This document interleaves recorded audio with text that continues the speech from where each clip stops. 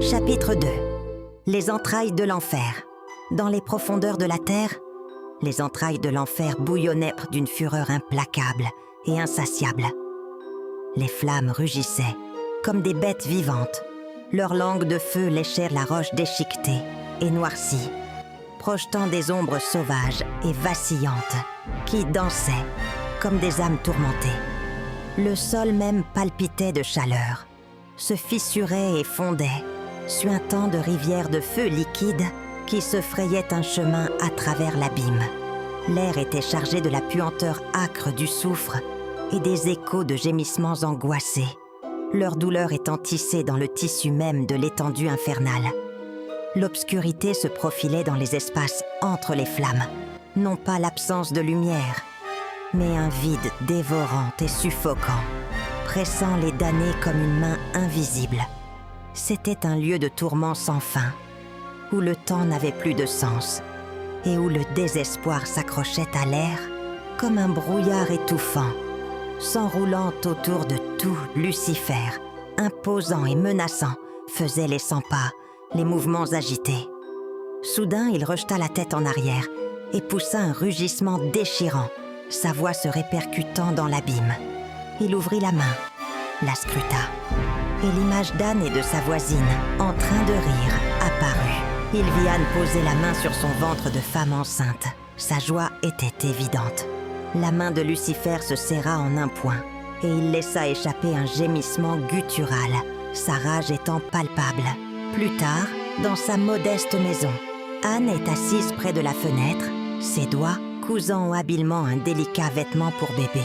La lumière dorée de l'après-midi se répand à travers les volets en bois, projetant des motifs chauds et pommelés sur le sol en terre battue. Une brise légère agitait le tissu sur ses genoux, apportant un léger parfum de romarin et de pain fraîchement cuit.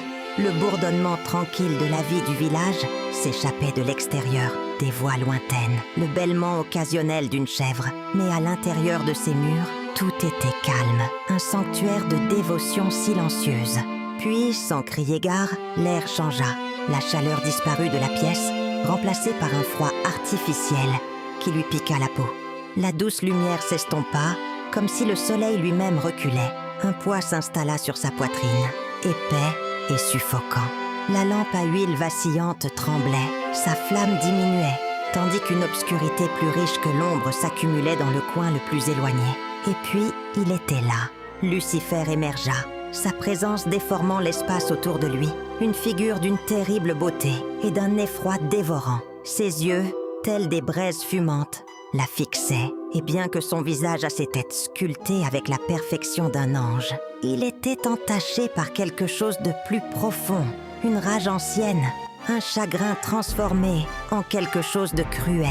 L'air qui l'entourait pulsait d'une force invisible, se pressant contre elle, menaçant d'étouffer la paix qui, quelques instants auparavant, emplissait la pièce. L'aiguille d'Anne glissa de ses doigts, oubliée, tandis qu'elle fixait le visage de l'obscurité elle-même. Son apparence tenait plus de l'homme que de la bête, mais sa présence n'en était pas moins terrifiante. Il commença à la réprimander, sa voix dégoulinant de malice. « Regarde-toi, une femme si vieille, si desséchée, qui porte un enfant. Et Joachim est encore plus vieux que toi. Ce n'est pas le sien, n'est-ce pas, espèce de femme adultère? Tu me fais plaisir. Toi qui pries Dieu avec tant de piété, tu portes ton péché dans ton ventre. » Anne tomba à genoux, pleurant, ses mains couvrant instinctivement son ventre pour protéger son enfant à naître. Avant que Lucifer n'ait pu prononcer un seul mot, un éclat soudain brisa l'obscurité oppressante.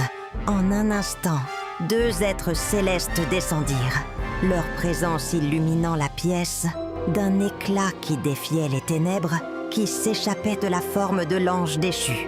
Un ange s'abattit avec une rapidité stupéfiante, ses ailes massives se déployant comme un bouclier de lumière pure, enveloppant Anne d'une barrière de protection divine. L'air autour d'elle, autrefois chargé d'effroi, bourdonnait à présent d'une chaleur insoupçonnée, d'une force apaisante qui repoussait l'emprise étouffante du mal. Le second ange se tenait fermement debout, dominant Lucifer d'une présence qui rayonnait d'une autorité inébranlable. Ses yeux brûlaient du feu du ciel lui-même. Ses vêtements brillaient comme de l'or en fusion. Sans hésiter, la voix de l'ange retentit, riche et impérieuse, chaque mot résonnant de la puissance du Tout-Puissant. « Tu n'entreras plus dans cette maison, » déclare l'ange, dont la voix ébranle l'air. « Ne voyez-vous pas, Anne est gardée par nous, serviteurs du Seigneur. Partez, car vous n'avez rien à faire ici. » Les murs même de la maison semblèrent vibrer sous le poids de cette déclaration. Les ténèbres reculèrent, sifflant comme un serpent blessé, et la forme autrefois imposante de Lucifer vacilla, sa fureur se heurtant à une force inébranlable. Les yeux de Lucifer se rétrécirent, sa voix se teinta de venin. « Pourquoi garde-t-il une femme aussi misérable qui porte un enfant bâtard ? Il racle le fond du baril pour trouver des croyants. » La voix de l'ange est ferme. « Partez et sachez qu'Anne n'est jamais seule. » La forme de Lucifer commença à se dissiper, mais sa voix persistait, écho glaçant.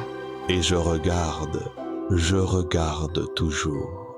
Alors que sa présence disparaissait, sa voix s'enfonça dans l'abîme, rappel obsédant de son implacable méchanceté. Pourquoi de telles personnes me dérangent-elles à ce point ? Je mettrai fin à sa vie s'il le faut, tout ce qu'il faut pour retrouver la paix.